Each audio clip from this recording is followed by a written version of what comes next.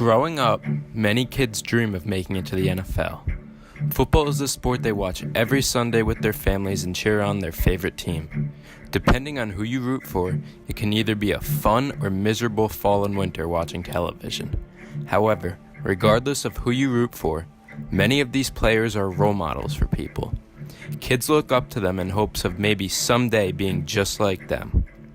They want all the power and the fame that these guys have. And for the players, they love all the power and the fame that comes along with it. I mean, too much power can't possibly be a bad thing, right? Unfortunately, many of these athletes misuse the power that they hold. Many of these guys are young and still show signs of immaturity. They can misuse their power and use it to assault another person. Sexual and physical assault has become so common in the NFL nowadays that it barely even comes as a surprise anymore. For example, just recently, Kareem Hunt of the Kansas City Chiefs was caught on video assaulting a woman back in February. He was released by the Chiefs and ended up clearing waivers, which means no one else signed him. Kareem is currently on the commissioner's exempt list, meaning he is suspended indefinitely. Another example is Ray Rice. Rice used to play for the Baltimore Ravens. Back in 2014, he was suspended 2 games by the NFL due to a domestic violence case against him from his wife.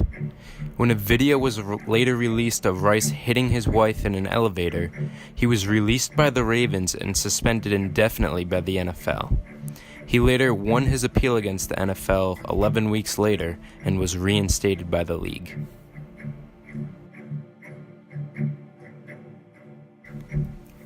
Although the Kareem Hunt case is still early in the process, there are a couple things that are true about both of these cases.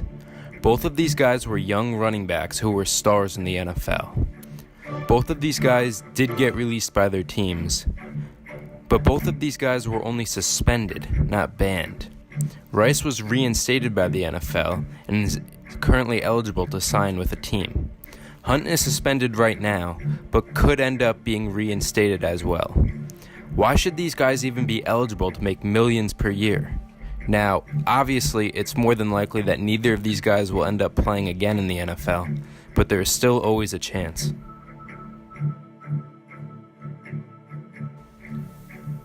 Rice and Hunt were examples of young players who were less mature.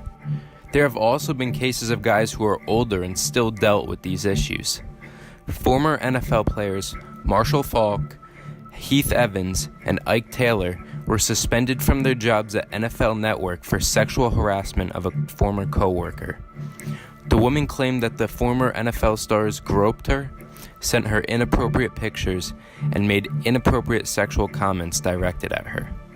Once again, these guys were just suspended, not fired.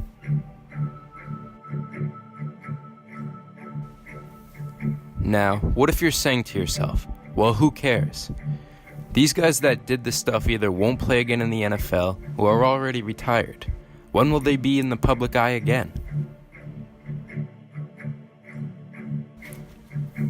Well, another case of a former NFL player involved with allegations of sexual assault is Shannon Sharpe. Sharpe was a 3-time Super Bowl champion tight end and was inducted into the Football Hall of Fame. At the time, he simply stepped away from his job on NFL Today on CBS. He was nor suspended or fired. Now, he appears regularly on a sports debate show on Fox called Undisputed. Although his case included just allegations, many people who know of him either forget about these allegations or are completely unaware of them. Let's shift and talk about guys who are currently playing in the NFL. One example that is familiar to many people is Jameis Winston. Winston is currently the franchise quarterback of the Tampa Bay Buccaneers. He is better known for leading his alma mater, the Florida State Seminoles, to a national championship back in 2013. He won the Heisman Trophy that year as well, for the top player in the country. However, Winston eventually settled a lawsuit filed by a woman at Florida State who claimed that he had raped her back in 2012. The university agreed to pay the woman and her attorneys $950,000 in a settlement.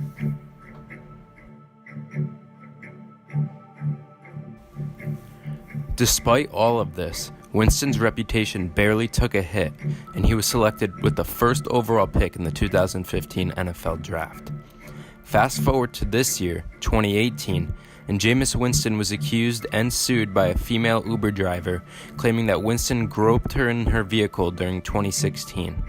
Winston was suspended for the first 3 games of this season by the NFL. Years ago, when he was still in college, I was very outspoken about what kind of character I thought Jameis Winston was and is. And I was killed by a lovely group of humans that identify themselves as hashtag FSU Twitter. We all receive all kinds of good things. This was a specific group of people that wanted to die on the hill that this particular gentleman is a good character and fit to lead a team and fit to be the face of a franchise, and I was wrong, and I am this and this and this, and now here we are. I don't have much to say other than I am 0% shocked. I'm 0% shocked we're back in this situation. I'm 0% shocked that Jameis Winston and the words basically sexual assault again are going together. This is a bed that the Buccaneers made, and now they get to sleep in it. Once again, just a suspension. Why should a guy like Jameis Winston continue to get away with a slap on the wrist punishment for these kind of actions? Why does he continue to get to live out his dream of playing in the NFL? And what about Reuben Foster? Foster was on the San Francisco 49ers before he was released due to domestic violence accusations from his ex-girlfriend. He was also placed on the commissioner's exempt list, but unlike Kareem Hunt, Foster did not clear waivers. The Washington Redskins signed him. Ennis says she shares the outrage voiced by some across the country after her ex-boyfriend was signed by the Washington Redskins. He invited me to come see him in Florida, and I came and he took one of my phones and he slapped me and pushed me. Told him that I was going to tell his new girlfriend that he paid for my flight out there, so that's what triggered it. Ennis claims the incident left her with bruises on her neck and face. Why should this be allowed? Why should people like this be allowed to represent the National Football League? Why doesn't the NFL step in and give harsher punishments? This is because the NFL commissioner and the people who work at the top of the NFL chain do not give out the appropriate punishments. The commissioner has become so hesitant to permanently discipline the players that it has affected the image of the league. If you are asking yourself, well, why should I care? I don't watch football anyways. Well, these guys are still making millions of dollars. Do they deserve any of the payroll that they're getting? Why do they deserve more chances to live out their dream and be a professional athlete? Well, what should happen to these guys? What is a better punishment than the suspensions they receive? Being on a commissioner's exempt list is simply not enough.